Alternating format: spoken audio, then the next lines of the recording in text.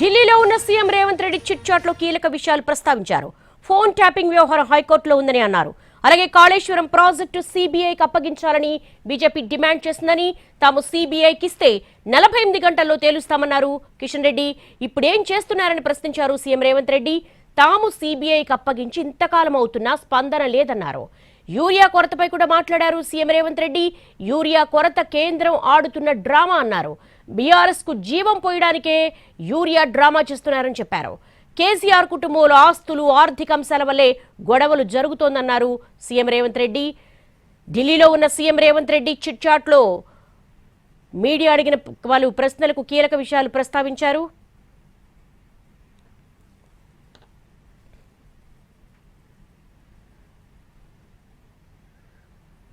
ఢిల్లీలో ఉన్న CM Revanth Reddy chit చాట్లో కీలక విషయాలు ప్రస్తావించారు. ఫోన్ ట్యాపింగ్ వ్యవహారం హైకోర్టులో ఉందని అన్నారు.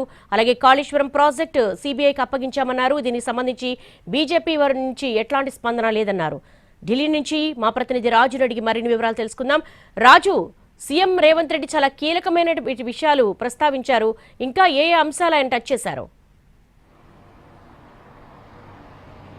ఎస్ దేవి, ఢిల్లీ పర్యటనలో ఉన్నటువంటి తెలంగాణ ముఖ్యమంత్రి రేవంత్ రెడ్డి ఉదయం ఏదైతే ఫోరం ఫర్ ఇండియా అఫైర్స్కి సంబంధించినటువంటి ప్రత్యేకమైనటువంటి సదస్సుకు హాజరయ్యి రాష్ట్రంలో పెట్టుబడులకు సంబంధించినటువంటి అంశాలపైన తెలంగాణ రైజింగ్ విజన్కి సంబంధించినటువంటి అంశాలను ప్రత్యేకంగా మాట్లాడారు. ఆ తర్వాత తన నివాసంలో ఏదైతే నేషనల్ మీడియాతో పాటు రాష్ట్రానికి సంబంధించినటువంటి జర్నలిస్టులతో కూడా ప్రత్యేకంగా చిట్ చాట్ నిర్వహించారు. ఈ చిట్ చాట్లో కొన్ని కీలకమైనటువంటి అంశాలపైన తెలంగాణ ముఖ్యమంత్రి రేవంత్ రెడ్డి స్పందించారు. ప్రధానంగా ఈ మధ్య కాలంలో తెలుగు రాష్ట్రాల్లో కీలకంగా ఈ కాళేశ్వరం ప్రాజెక్టుకు సంబంధించినటువంటి అంశాన్ని సిబిఐకి ఇస్తూ ఏ విధంగానైతే అటు అసెంబ్లీలో తీర్మానం చేశారో దానికి సంబంధించినటువంటి విషయంలో గతంలో ఎన్నోసార్లు బీజేపీ పదే ఈ అంశాన్ని సిబిఐకి ఇవ్వండి, ఆ మర్నాడే దీనికి సంబంధించినటువంటి పూర్తి నిర్ణయం తీసుకుంటామంటూ చెప్తూ వచ్చారు. పైగా కేంద్ర మంత్రిగా ఉన్నటువంటి కిషన్ రెడ్డి సైతం సిబిఐకి ఇస్తే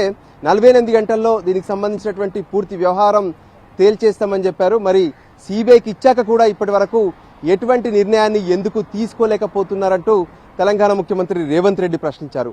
అంతేకాదు రాష్ట్రంలో ప్రధానంగా ఏదైతే కేసీఆర్ కుటుంబానికి సంబంధించినటువంటి వ్యవహారాల్లో జరుగుతున్నటువంటి అంశాలపైన కూడా రేవంత్ రెడ్డి స్పందించారు. ఇందులో ఏదైతే ఇది కుటుంబంలో ఉన్నటువంటి ఆర్థిక అంశాలు, దాంతోపాటు ఆస్తులకు సంబంధించినటువంటి పంపకాలకు సంబంధించినటువంటి అంశాలుగా చూస్తున్నామనే విషయాన్ని చెప్తూనే మిగతా అంటే కేసీఆర్, కేటీఆర్, హరీష్ రావు, దాంతోపాటు సంతోష్లు, ఈ నలుగురు కలిసి కవిత పైన దాడి చేస్తున్నారనేటువంటి అంశాన్ని కూడా ఆయన